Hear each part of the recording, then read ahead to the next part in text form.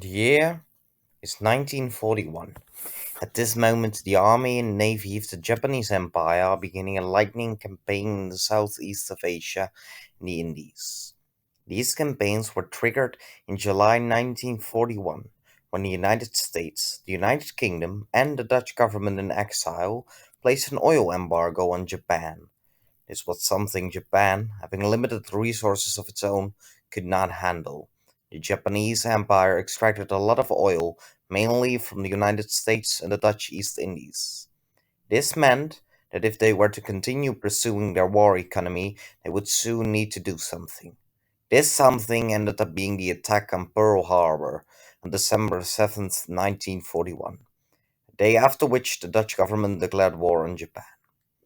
After this, a lot of Dutch officials fled to countries like Australia, fearing invasion from the Japanese. After this event, Japan prepared for an attack on the south on an enormous scale. This was necessary to keep their country and economy running after all, the embargo was not lifted. On the contrary, they were now at full-scale war. They would have to invade and occupy Southeast Asia as fast as possible. The main problem with this was that Japan did not have the equipment necessary to invade all places simultaneously. They would therefore have to divide their strategy up into different parts. The first to be invaded would be Malaysia, Borneo, and the Philippines, followed by an island hopping campaign ending with the invasion of Java and the occupation of the capital of the Dutch East Indies, Batavia. The only way this plan could work was an overwhelming pace and firepower, similar to the German tactics in the West. This ended up working, and in 3 short months, the Japanese military took over Batavia, making them one step closer to their goal of forming a great Eastern Asian prosperity sphere. Soon all Dutch signs were deleted from the cities, and Dutch colonizers were pulled from their homes and put into camps. This marked the end of the colonial Dutch society, which has existed for so long before this moment. Dutch language and culture were deleted from the country and replaced with the East Asian superiority of the Japanese. They presented themselves as the liberator of Asia and called themselves the Light of Asia because they were the only ones who had never fallen to European colonialism and successfully transformed it into a modern technological country. People who fought for Indonesian independence before the war sided with the Japanese because they believed it would bring them closer to their goal of an independent and free Indonesia. After arriving in Indonesia, Japan quickly began using it to produce resources to use in their military campaigns, and even forced millions of Indonesians to work in labor camps to create Japanese military equipment, often under horrifying conditions. Not getting any food or water, and having to work under gunpoint until they would fall dead on the floor. In some work camps, the survival rate got as low as 20%. How horrifying this is, was a reason why Indonesian nationalists approved of Japanese domination in the beginning. The Japanese, although running the country, still let the Indonesians keep important posts in governing it.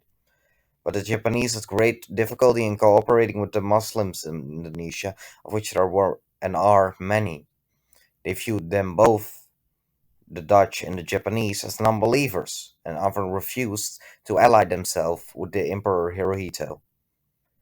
It was because of this that many rebellions during WW2 in Japan in Indonesia were organized by Muslim groups demanding liberation. They were, however, quickly and brutally crushed by the Japanese rule. As the occupation progressed, fewer and fewer Indonesians began to see the Japanese as liberators. They didn't get the sense they were contributing to their country's governing, and up to 10 million were in work camps.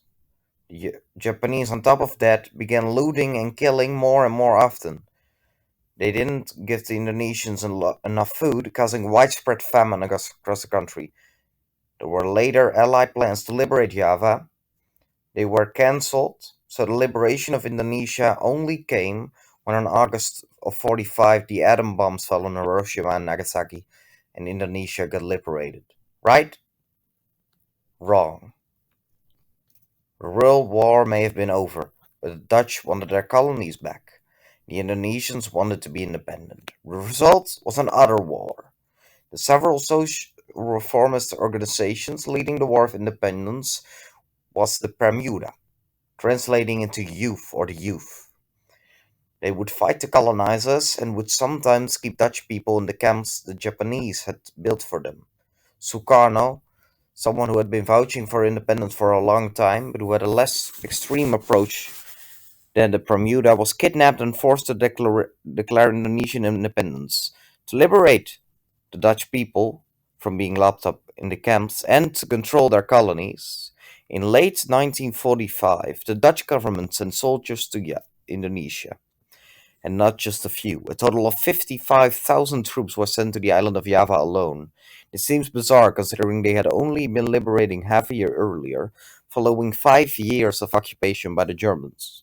The Dutch, though, wanted it back, mostly because it was the most valuable possession, but there were also many in the Netherlands at the time who did not agree with the invasion, and the Dutch soldiers were often lied to, being told they were there to liberate the country instead of keeping Indonesia down in war against decolonization. Many in the Netherlands strongly supported keeping the colonies, using rhetoric such as Indië verloren, rampspoed geboren, translating into the Indies lost, calamity born, mostly because, as mentioned earlier, it was the most prized possession. It was full of natural resources like oil and rubber, which was the same reason why Japan had to invade them.